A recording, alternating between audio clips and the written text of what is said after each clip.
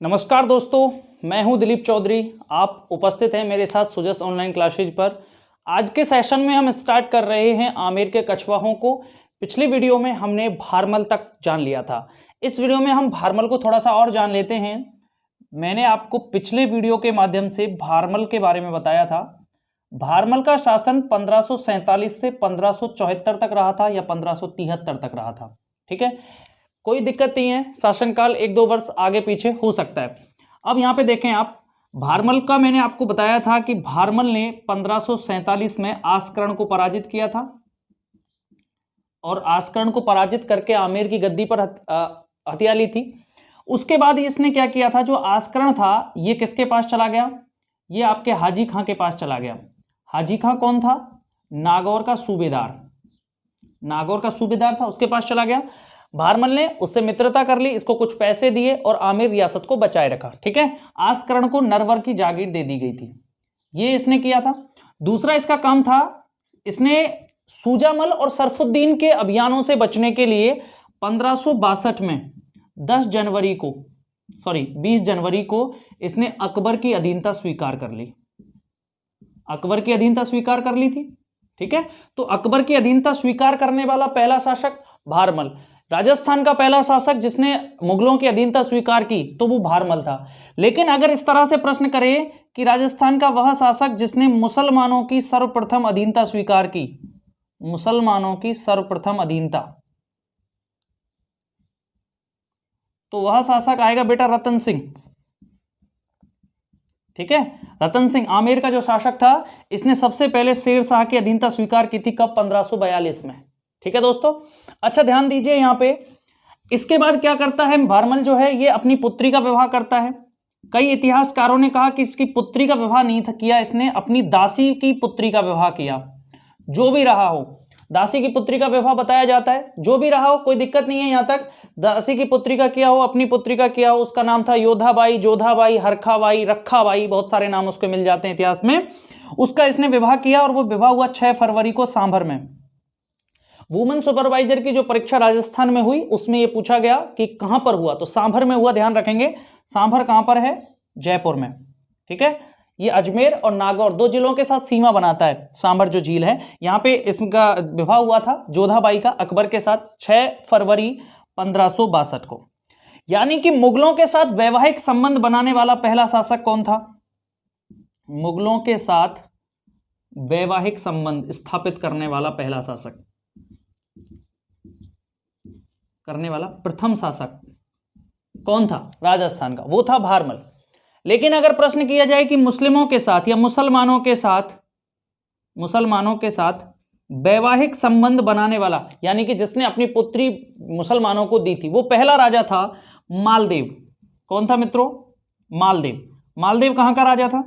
जोधपुर का राजा था, मारवाड़ का राजा था। और इसने अपनी पुत्री कनकावती का विवाह शेर शाह के पुत्र सलीम शाह के साथ किया था। किसके साथ किया था? शेर शाह के पुत्र सलीम शाह के साथ। किसने? मालदेव ने। ठीक है, तो मुसलमानों के साथ वैवाहिक संबंध स्थापित करने वाला शासक मालदेव था, लेकिन मुगलों के साथ पहला वैवाहिक संबंध जो स्थापित किया वो राजा था भारमल। ठीक है, तो यहां तक मैंने आपको पिछली वीडियो में भी बता दिया था। चलिए अब हम आगे चलते हैं। अब जो भारमल है, इसका शासन कब से कब तक रहा मैंने आपको बता चुका हूं, 1547 से 74 तक। अब देखो 1570 में भारमल के आदेश के अनुसार, या मैं कह सकता हूं भारमल की समझ के अनुसार या भारमल के सुझाव के अनुसार आप कह सकते हैं इसे, अकबर ने नागौर दरबार लगाया मेरे बच्चों। नागौर दरबार कब लगा? 1570। कहां लगा? नागौर में। ठीक है, अब यह दरबार किसने लगाया? अकबर ने लगाया। क्यों लगाया? क्योंकि अकबर ने राजपूतों को अपने पक्ष में करने के लिए लड़ाई करने के बजाय सुलह एक कुल की नीति अपनाई। सुलह एक कुल की नीति किसने चलाई? अकबर ने चलाई। किसके लिए चलाई? राजपूतों को अपने पक्ष में करने के लिए। क्योंकि पता था अकबर को कि अगर राजपूतों से वैमनस्य वह रखेगा तो वह भारत पर आधिपत्य नहीं कर सकता। यानी कि राजपूत भारत की एक ऐसी कड़ी है, अगर वो इसके साथ जुड़ जाते हैं, अकबर के साथ जुड़ जाते हैं, तो ऐसी स्थिति में अकबर का पक्ष बहुत मजबूत हो जाएगा। अगर उसने ऐसा नहीं किया, क्योंकि देखो दिल्ली के सुल्तान जो पहले रहे उन्होंने राजपुताने के शासकों से प्रतिशोध लिया और लड़ाई की उनके साथ, तो वो कभी भी बड़े शासक नहीं बन पाए, वो यहीं पर उलझ के रह गए, दिल्ली तक ही सीमित रहे। लेकिन इसने क्या नीति अपनाई कि राजपूतों को अपने पक्ष में करें और इनका उपयोग राज्य विस्तार में किया जाए, और यह सफल भी रहा और मुगलों ने पूरे भारत पर अधिकार किया था। ठीक है, और आपको पता है अफगानिस्तान तक के क्षेत्र मुगलों के कब्जे में रहे थे बाद में। तो यहां ध्यान रखें कि अकबर ने एक नीति चलाई राजपूतों से संधि करने के लिए, वो थी सुलह ए कुल की नीति। तो सुलह कुल की नीति उनको अपने पक्ष में करने के लिए भारमल जो है इसके आदेश अनुसार या सुझाव के अनुसार जो है वो चलाई थी अकबर ने। उसी के तहत नागौर दरबार लगाया गया, जिसमें राजपूताने के समस्त शासकों को आमंत्रित किया गया। राव चंद्रसेन भी उसमें आए, कल्याणमल भी उसमें आए, ठीक है, बीकानेर से, हरराय जैसलमेर से उसमें आए, सुरजनहाड़ा बूंदी से उसमें आए, ये सारे के सारे शासक वहां उपस्थित हुए। तो अब यहां पे ध्यान दीजिए, अकबर ने जब इन सबको बुलाया तो इनसे बातचीत की और इन सबको अपने पक्ष में करने की कोशिश की। और पक्ष में करने की कोशिश, विश्वास कैसे हो अकबर को कि राजपूताने के शासकों पर कि ये मेरे साथ हैं, तो इसने वैवाहिक संबंध उनके साथ बनाना उचित समझा। अकबर ने वैवाहिक संबंध बनाए, लेकिन चंद्रसेन जो था मारवाड़ का शासक, उसने, मारवाड़ का जो शासक था चंद्रसेन, उसने वैवाहिक संबंध बनाने से इनकार कर दिया और वो यहां से चला गया। ठीक है, उसने अकबर की अधीनता इसमें स्वीकार नहीं की। एक था उदयपुर का शासक। उदयपुर का शासक उस समय हुआ करता था बच्चों उदय सिंह। उदय सिंह ने तो इस दरबार में जाना ही उचित नहीं समझा, यानी कि मेवाड़ के महाराणा अकबर के नागौर दरबार में सम्मिलित नहीं हुए। राजस्थान के कौन से शासक सम्मिलित नहीं हुए, तो वो थे उदयपुर के महाराणा उदय सिंह। महाराणा प्रताप उस समय युवराज हुआ करते थे, ना कि शासक, ध्यान रखेंगे। ठीक है, क्योंकि 1572 में जो है महाराणा प्रताप का राज्याभिषेक हुआ था और उससे 2 वर्ष पहले नागौर दरबार लगा था। अब यहां ध्यान दें, नागौर दरबार में राजपूताने के लगभग सभी शासक, लगभग सभी शासकों की मैं बात कर रहा हूं, ठीक है, वो किसके अधीन आ चुके थे, अकबर के अधीन आ चुके थे। इसलिए जो राजपूताने की परतंत्रता की कड़ी, या देखो मारवाड़ के परतंत्रता की कड़ी या राजपूताने की परतंत्रता, परतंत्रता यानी कि दूसरे के आगे झुक जाने की कड़ी किसे कहा जाता है, नागौर दरबार को कहा जाता है। ठीक है, राजस्थान जो है पूरा का पूरा अकबर के सामने बिछ चुका था। कौन से दरबार में, नागौर दरबार में। लगभग सभी शासकों ने अकबर की अधीनता स्वीकार कर ली थी। उससे 1 वर्ष पहले, केवल कितने वर्ष पहले, 1 वर्ष पहले 1569 की मैं एक घटना आपको बताता हूं। 1569 में क्या हुआ, 1569 में अकबर ने रणथंभौर पर अभियान किया था। रणथंभौर पर अभियान किया। रणथंभौर का किला किसके कब्जे में आता था, हाड़ा चौहानों के, हाड़ा चौहानों के कब्जे में आता था। हाड़ा चौहान कहां के थे बच्चों, तो वो बूंदी के थे। और बूंदी का शासक कौन था उस समय, सुरजनहाड़ा। ध्यान रखना, अब तक कोटा रियासत और झालावाड़ रियासत नहीं बनी है। झालावाड़ रियासत 1838 में बनेगी और कोटा रियासत 1631 में बनेगी, और ये चल रहा है 1569। यानी कि इस समय हाड़ा चौहानों की एक ही रियासत थी, वो थी बूंदी, और बूंदी के शासक का नाम था सुरजनहाड़ा। ठीक है, तो सुरजनहाड़ा जो है ये मुगलों का लगातार प्रतिरोध कर रहा था और इसने मुगलों को अपनी सीमा में नहीं घुसने दिया, इसलिए रणथंभौर में लड़ाई चल रही थी। लड़ाई के दौरान अकबर ने, मैंने आपको बताया, अकबर ने सुलह कुल की नीति चलाई थी, यानी कि वो राजपूतों से लड़ाई के पक्ष में नहीं था, क्योंकि उसको पता था कि अगर राजपूतों के साथ ज्यादा समय वह लड़ेगा तो ऐसी स्थिति में उसकी शक्ति लगातार क्षीण होगी और वो भारत के अन्य हिस्सों को नहीं जीत पाएगा। इसलिए उसने क्या किया, सुरजनहाड़ा से मित्रता करने की बात सोची। अतः रणथंभौर में वह मानसिंह को अपने साथ ले गया। मानसिंह को एक दूत के तौर पर उसने जो है सुरजनहाड़ा के पास भेजा और मानसिंह से कहा कि मैं भी तुम्हारे साथ चलूंगा। तो एक सैनिक के भेष में अकबर जो है वो मानसिंह के साथ जाता है और ये जो मानसिंह और सुरजनहाड़ा हैं ये दोनों आपस में मित्रता कर लेते हैं। तो 1569 में सुरजनहाड़ा झुक तो चुका था, लेकिन उसने पूरी तरह जो अधीनता स्वीकार की थी वो 1570 के नागौर दरबार में की थी। तो ये सब जो कूटनीति थी वो भारमल की ही कूटनीति थी। ठीक है, अब भारमल के जो पुत्र हुए उनकी संख्या थी बच्चों 10। कितने पुत्र थे भारमल के, भारमल के 10 पुत्र थे, जिनमें प्रमुख थे भगवान दास या भगवंत दास। कई इतिहासकारों ने इसे अलग अलग आदमी बताया है, भगवंत दास और भगवान दास को अलग अलग कहा है, लेकिन अबुल फजल ने इसे एक ही कहा है। ठीक है, भगवंत दास और भगवान दास। और एक था जगन्नाथ, जगन्नाथ कछवा, जिसको आप महाराणा प्रताप के विरुद्ध अभियान के लिए भेजते हैं अकबर, तो उसमें आप पढ़ते हो जगन्नाथ कछवा। ठीक है, तो ये इसका भाई था। इसके अलावा 8 बेटे और थे इसके भारमल के। इसका जो उत्तराधिकारी बना वो था भगवंत दास। कौन था बच्चों? भगवंत दास। भगवंत दास ने सरनाल के युद्ध में, सरनाल का युद्ध कहां हुआ बच्चों? उत्तर प्रदेश। यहां पर अकबर घिर चुका था और उस पर ताबड़तोड़ तीरों की बौछार हो रही थी। उस समय इसकी रक्षा का काम किसने किया? भगवान दास ने। अतः भगवान दास पर अकबर का विश्वास दृढ़ हो गया। कौन से युद्ध में? सरनाल के युद्ध में, जो उत्तर प्रदेश में हुआ। ठीक है, ध्यान रखेंगे। और भारमल पर तो पहले से ही विश्वास था। भारमल पर तो इतना विश्वास था कि जो पूरा आगरा था उसे 1571-72 में भारमल के हिस्से में छोड़कर और अकबर कहां चला जाता है बच्चों? गुजरात चला जाता है। कहां चला जाता है? गुजरात अभियान पर चला जाता है। गुजरात अभियान पर क्यों जाता है? क्योंकि गुजरात में जो है विद्रोह चल रहे थे और उन विद्रोहों के दमन के लिए ये अपने साथ लेके गया मानसिंह को। मानसिंह कौन था? भारमल का पोता। इसके साथ एक व्यक्ति और था, राय सिंह। ये कहां का था? बीकानेर का। इन दोनों को अपने साथ कहां लेके गया? गुजरात अभियान पर। दुनिया का सबसे तीव्रतम अभियान या अकबर का सबसे तीव्रतम अभियान की अगर बात करोगे तो वो गुजरात अभियान था, जिसमें राजपूताना के सभी शासकों ने सहयोग किया था। कैसे किया था? मैंने आपको बताया था 1570 नागौर दरबार में सारे राजपूताना के शासक किसके अधीन आ चुके थे? अकबर के अधीन। और उसका प्रभाव यह रहा कि गुजरात को जीतने में कुछ दिन लगे, मात्र कुछ दिन। इतना बड़ा सूबा और उसको बहुत कम समय में राजपूतों के सहयोग से जीत लिया। यानी कि अकबर की जो सुलह कुल की नीति थी वो काम आई यहां पर। ठीक है, जो गुजरात को बहुत जल्दी जीता। और इस विजय की स्मृति में अकबर ने बुलंद दरवाजे का निर्माण करवाया था। आपको पता होना चाहिए, बुलंद दरवाजा जो 57 मीटर की ऊंचाई वाला है, कहां पे लगा हुआ है? फतेहपुर सीकरी में बनवाया था अकबर ने। ठीक है, चलिए, तो मैं यह बात कर रहा था कि भारमल के बेटे भगवंत दास पे तो विश्वास था ही, साथ ही मानसिंह पर भी इस अभियान के बाद विश्वास अकबर का हो चुका था। ठीक है, तो भारमल की मृत्यु हो जाती है 1573-74 में। ठीक है, और इससे पहले अकबर का पर इतना विश्वास हो गया कि उसे आगरा की जिम्मेदारी दी थी उसने, जब गुजरात चला गया था अकबर। ठीक है, तो भारमल एक बहुत ही विश्वस्त व्यक्ति था और भारमल को अकबर ने राजा, साथ ही अमीर उल उमरा, ये कुछ प्रमुख उपाधियां जो है इनसे विभूषित किया था। किसको? भारमल को। किसने किया? अकबर ने। ठीक है, अब भारमल की डेथ हो जाती है। भारमल की डेथ हो जाती है तो राजा कौन बनता है बच्चों? भगवंत दास या भगवान दास। भगवान दास का शासनकाल था 1573 से 1587। ठीक है, 1587 में भगवान दास की डेथ होती है। अब यहां देखें, भगवान दास पे सरनाल के युद्ध के बाद विश्वास हो गया। अब भगवान दास ने क्या किया? इसकी एक पुत्री थी जिसका नाम था मानमती या मनभावती या मानबाई। ये एक पुत्री हुआ करती थी। किसकी थी? भगवान दास की। भगवान दास को 1582 में अकबर ने कहां का सूबेदार बनाया? लाहौर का सूबेदार बनाया। लाहौर सूबा जो था ये इसको दे दिया, जहां पर ये 1587 तक लाहौर का सूबेदार रहा। लाहौर का सूबा किसे दिया? भगवान दास को। किसने दिया? अकबर ने।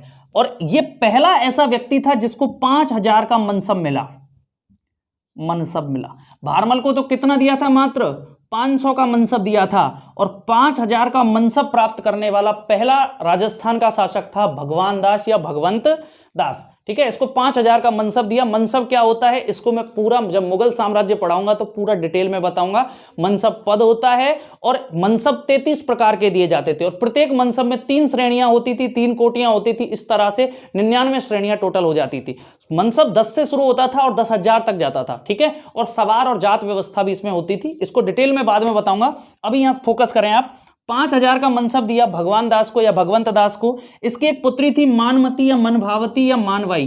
1585 में इसने सलीम के साथ, सलीम यानी कि दोस्तों जहांगीर के साथ अपनी पुत्री का विवाह कर दिया। किसके साथ कर दिया?